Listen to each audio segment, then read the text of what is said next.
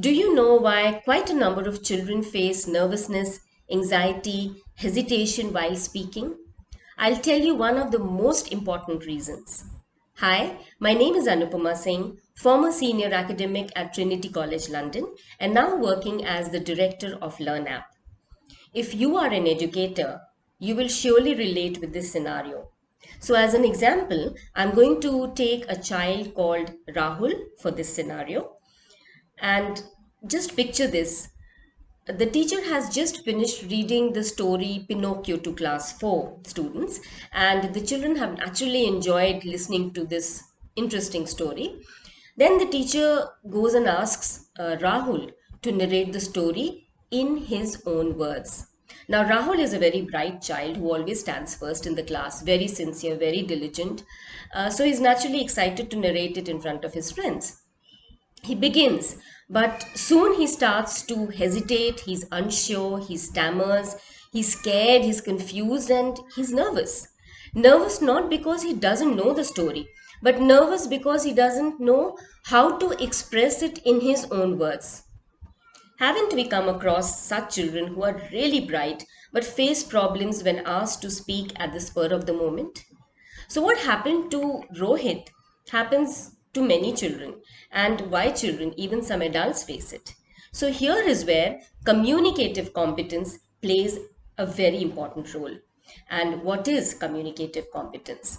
So, communicative competence is a phrase which was coined by Del Hines, and it's the ability to use our knowledge of language in any given situation. And there are four kinds of competencies which our children should be trained, I feel, right from the very beginning, because real life conversations are unscripted, spontaneous, impromptu. If we think of our traditional language teaching approach, then language teaching was often through grammar. Mastery of language was based on studying the grammatical rules and definitions, and that meant the linguistic aspect, which means the ability to produce accurate sentences, how sentences are organized, the syntax, the structure of a sentence, for example, subject and verb agreement, etc. So, sentences were the main focus.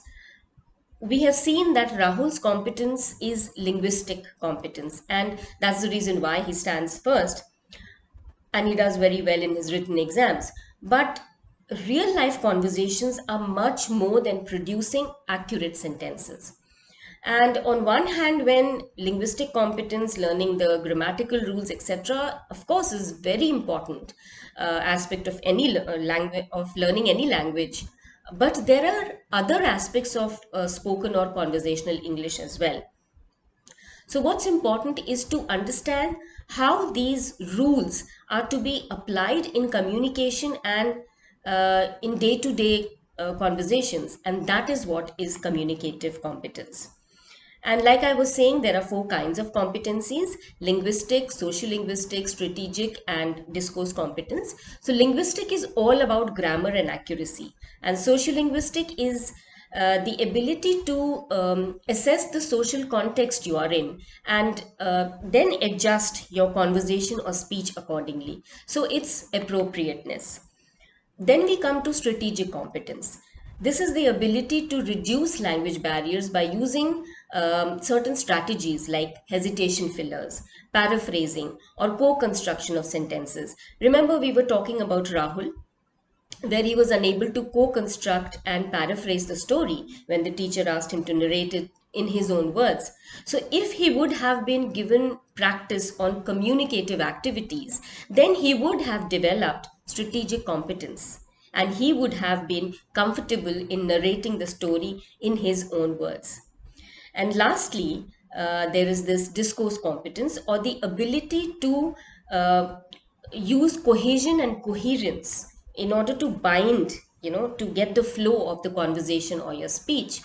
And using cohesion devices, such as, when you want to recap or you want to recover your sentences, you say, as I was saying, anyway, or in other words, for example, etc. Then we have signposting words like firstly, finally. using discourse connectors and linking expressions. Here at this point, I would also like to add that we as educators should also keep teaching the children active listening. We should encourage them to use words to indicate interest and show awareness to the speaker. The fact that you are actually listening actively, and that is called back channeling. Appropriate back channeling words could be used like, oh really, oh that's wonderful, oh dear, oh did you, of course based on the context of the conversation, of course not anything at random. So these were the competencies, but now the question is, how do we teach these competencies, or how do we train our students to use these competencies correctly in a classroom situation? And the answer is by including lots and lots of communicative activities and games that give the students an opportunity to practice these competencies. Of course, many schools already follow these kind of activities, and of course, many teachers also do follow these kind of activities. So now let me give you an example. For students studying in lower grades, you could start by asking them, in fact, to select a topic of their own choice, really easy topic, but close to their hearts, like my favorite sport, my hobby, my favorite place I visited, etc. And then let them prepare a mind map to organize their ideas through brainstorming, and then let them select the subtopics, 4 or 5 subtopics that generate a lot of ideas that can be shared by the student. Maybe then you as a parent or a teacher can strike a conversation with one of the topics. And although the child has prepared the subtopic, but it is not rote memorized, because you are going to have an authentic conversation with her. And by doing so, you are encouraging her to use language functions like expressing likes and dislikes, gerunds, infinitives, adverbs, so on and so forth. So, linguistic competence is being used in a functional way. So, what grammar she has learned in the class by way of rules, definitions, etc., she is using it in an authentic conversation. Not to mention the correct usage of phonology, lexis, tone, intonation, body language, all these things. Now, let me give you an example for a higher class. Let's take the example of a game, a very interesting game called Sorry, I Don't Understand. 3 people can play this game, student A, B, and C. So, student A has been given a prompt. Like, for example, he says, my nephew's birthday is day after tomorrow, and I can't think of an appropriate gift. And that's it. He doesn't say anything more. So then it's student B's turn to initiate a conversation with A and C, wherein he asks all kinds of relevant questions. How old is your nephew? What does he like? What is he fond of? What kind of gifts does he like? So here he uses the language functions like making suggestions, giving advice, using modals, etc. And like for example, he says, I think you should buy him dash dash. In my opinion, I think this could be a good gift. So this is practicing linguistic competence. And then student C needs to keep interrupting the conversations by saying, I'm sorry, I don't understand.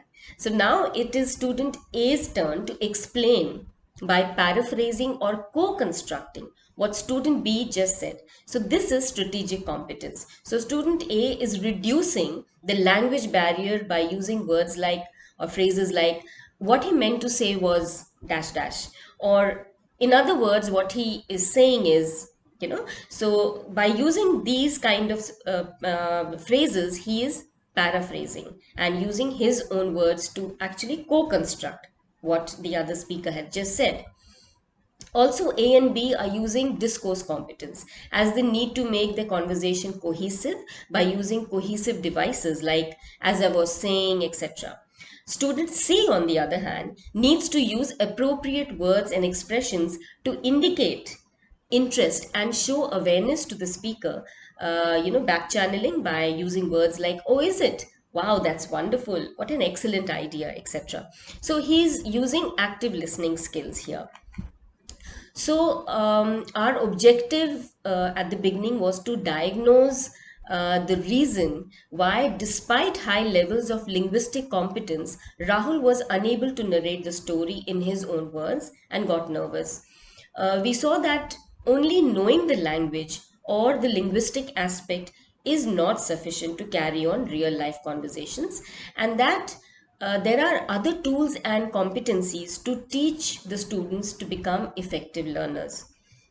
And this can be achieved through communicative activities and games that give the students a chance to practice their communicative competence, which is akin to real life situation, thereby preparing the students for real life conversations, because real life conversations are unscripted, they are extempore and spontaneous.